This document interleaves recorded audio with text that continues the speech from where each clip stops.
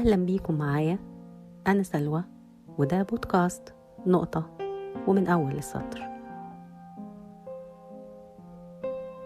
حلقة النهاردة بعنوان الناس اللي قبلنا واللي قبلنا. في الحلقة اللي فاتت اتكلمت عن الخسارة الناتجة عن علاقة أنا وإنت لأ، وبالذات خسارة الأولاد. والحقيقة إن في ناس بتعتقد إن التعامل مع الأولاد وتربيتهم لازم يكون في طرف لين، طرف طرف يلبي طلباتهم لو الطرف التاني رفضها، وده ممكن يكون صح، بس ده استثناء ومش قاعدة، ولابد يكون بالاتفاق بين الطرفين وبالتبادل كمان. يعني ما ينفعش طرف منهم هو اللي يكون دايما الطرف اللين، لازم الطرفين يتبادلوا المهمة دي. لو في قواعد اتفقنا عليها لتربية الأولاد كميعاد النوم والوقت المسموح للعب ووقت المذاكرة مثلا، القاعدة هي الالتزام بالقواعد دي، وده أولا لمصلحة الأولاد وأعطاهم الفرصة من صغرهم على الالتزام واحترام القواعد، وثانيا لمصلحة الأب والأم وتسهيل مهمتهم. الاستثناء هنا إن أكيد مش كل يوم ولا كل مرة الأولاد هيلتزموا بالقواعد دي، ولا احنا كمان. يعني في ظروف طارئة، في مناسبات استثنائية ممكن تلخبط مواعيد النوم أو المذاكرة، وده طبيعي جدا، احنا بني آدمين مش ماكينات. فلو حصل الاستثناء ده من وجهة نظري في طريقتين للتعامل معاه. الطريقة الأولى بتحصل بشكل تلقائي من غير ترتيب أو حتى كلام، يعني نتيجة الظروف الطارئة، مثلا هننام متأخر النهاردة، أو لأننا خرجنا لظرف عائلي مش هنقدر نذاكر النهاردة.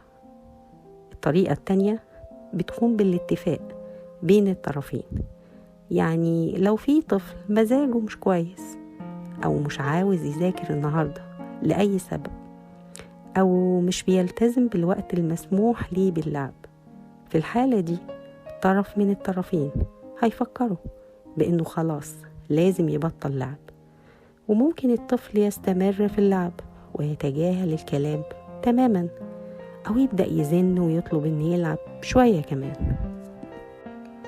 في الحالة دي الطرف اللي فكره بيكون عنده تقديره الشخصي إذا كان الوضع ده استثناء أو لا، وإذا شاف إن الوضع ده استثناء واختار إنه يلبي طلب الطفل ويسمح له بالاستمرار في اللعب، في الحالة دي بيسيب الطفل ثواني ويرجع يقوله إنه ممكن يلعب شوية كمان، وإن ده استثناء، وإننا موافقين عليه.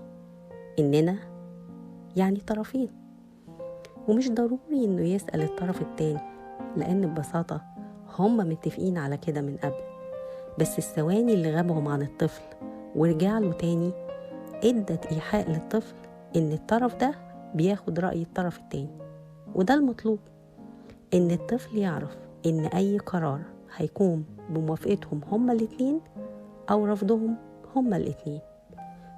وأكيد الموقف ده هيتكرر بنفس الشكل أو بأشكال تانية ومواقف تانية، وهنا لازم نتبادل الأدوار.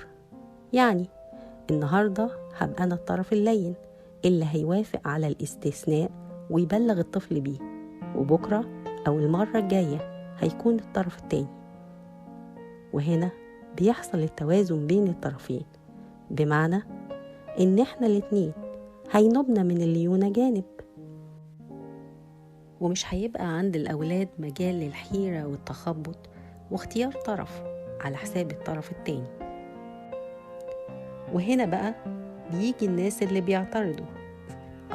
بيعتقدوا ويقولوا الصراحة ده كلام مبالغ فيه شوية، وإن تربية الأولاد أبسط من كده بكتير، ومش كل حاجة هنحسبها بالورقة والقلم يعني، والحياة مش ناقصة إننا نعقدها زيادة، يكفينا مشاغل ومشاكل الحياة اللي ما بتنتهيش، فمش ناقصنا إننا كمان نعقد الأمور، وكل حاجة نتفق عليها إحنا الاتنين أو نرفضها إحنا الاتنين.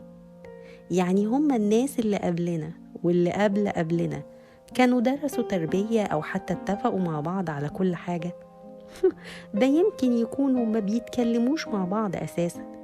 بصراحة دي مبالغة ملهاش أي داعي.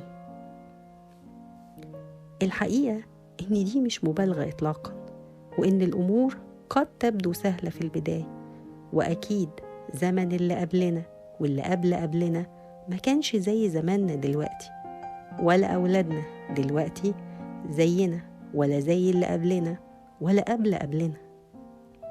الأولاد مع الوقت بيكبروا بسرعة جدا، والأمور البسيطة اللي بنتكلم عليها النهاردة واللي لازم نكون متفقين عليها زي المذاكرة واللعب والأكل والنوم، بكرة هتبقى اختيار الأصحاب، الخروج والسهر بره، طريقة اللبس، السفر، وحاجات تانية كتير. وإذا كنا مش هنقدر نتفق من دلوقتي ويكون لنا رأي واحد نوجه بيه الأولاد ونساعدهم من أول يوم على اختيار الطريق الصح، يبقى عمرنا ما هنتفق ولا هنقدر نساعدهم أبدا. ومرة تانية هقول إن أي علاقة لازم يكون لها شروط يلتزم بيها الطرفين الاتنين علشان ينجحوا وتنجح علاقتهم، ونبقى إحنا بدل أنا وإنت، ونقطة ومن أول السطر. كنت معاكم أنا سلوى، وده بودكاست نقطة ومن أول السطر.